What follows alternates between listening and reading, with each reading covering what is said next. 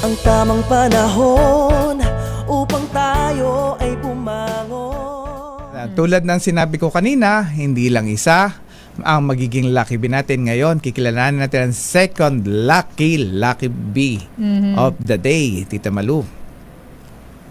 Ayun, yung pangalawa nating lucky bee of the day ay galing naman po ito sa Visayas. Ayan. Si Ian Malakas mula sa Kalibo, Aklan.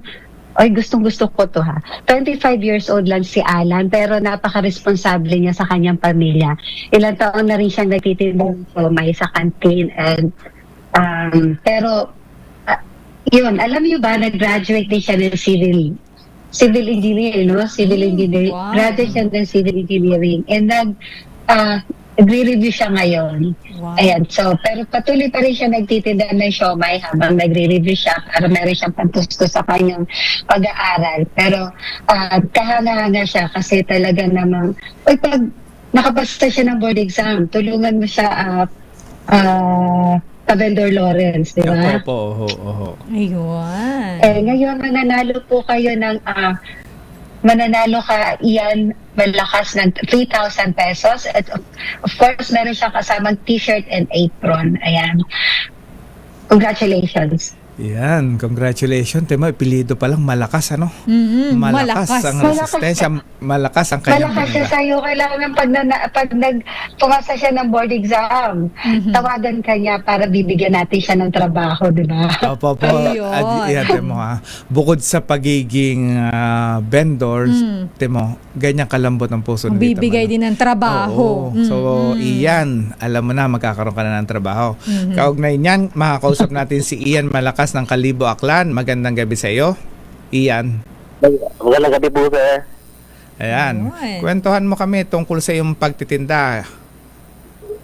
Ako po ay graduate isang vendor po dito sa kantin ng Balete Integrated School. Tapos graduated po ako sa Aklan State University. At ngayon po nagre-review po ako ng ng board po. Board para sa civil engineering. Ayun.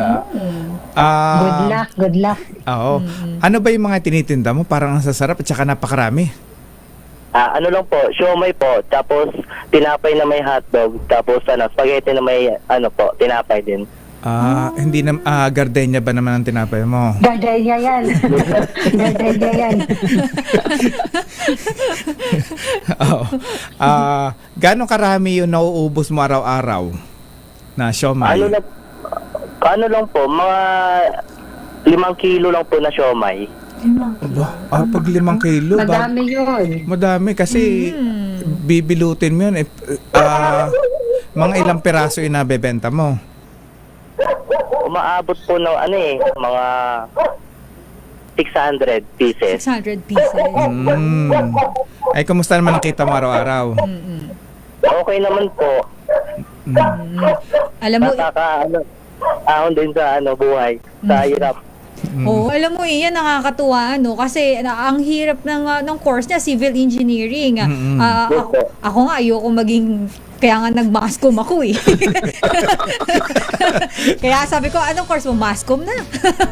Pero Ian, congratulations. Nakakatuwa, very inspiring yung kwento dahil habang ikaw ay magti-take pa ng board exam ay talaga namang tumutulong ka na sa iyong pamilya para may pantustos habang ikaw ay hindi pa nakakapag-take. At of course, kasi mahirap kasi magtrabaho talaga ng full-time kapag magti-take ka pa lang ng board. Ian, kumusta naman yung kinikita mo? Kasya naman ba para sa iyo at sa iyong pamilya? Or ito bang kinikita mo sa pagbebenta mo ng siomay? Nagugutom ako sa iyo Nagugutom ako sa siomay na spicy, yung maraming sili kasya naman ba ito or may naitatabi ka naman ba? Kasya din po, may tatabi po kami para sa ipon po namin sa review po. Iyan, ikaw ay may pamilya na, may sarili ka ng pamilya, may anak ka na? Opo, isang taong gulang pa lang po. At isa pa lang naman yung anak mo? Yes po.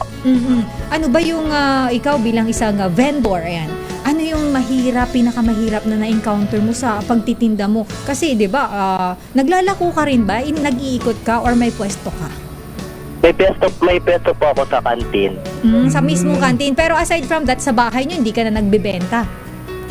Dati po, yung pandemic po, sa bahay lang. Sa No. Tapos nung may papasukan na doon ako sa kantin.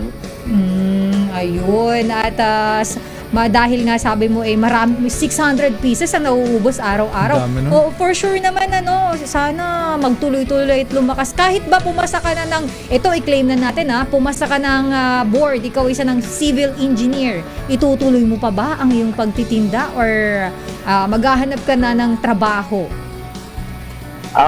Pwede na po papatuloy ko pa rin po. Pero sa parang may tauhan na po ako. Ayun, Parang di ba? ganun. May nilulook forward, may goal si Okay. Ian. Nakakatuwa.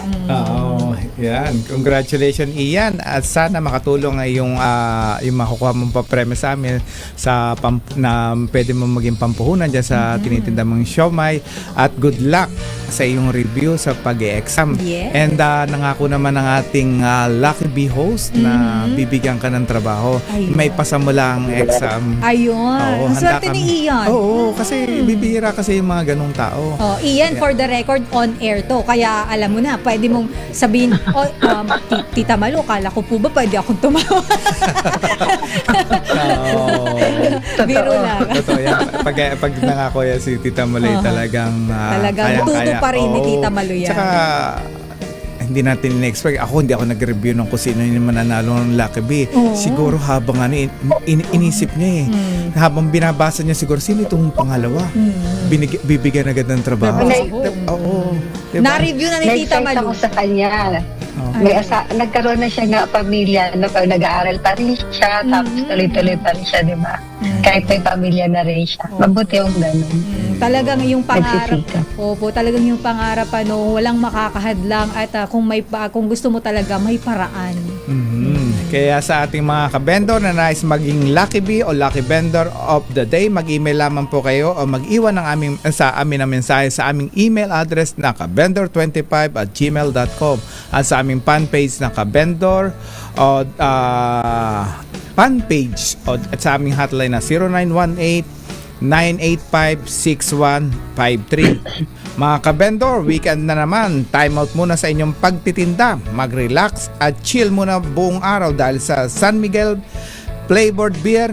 Make life sweet. 38 pesos SRP per bottle. Pero laging tandaan, drink responsibly. So, babatiin ko lamang ating mga nakikinig at nanonood sa ating Facebook Live. Si classmate Maria Peña, kay Karen Abelio.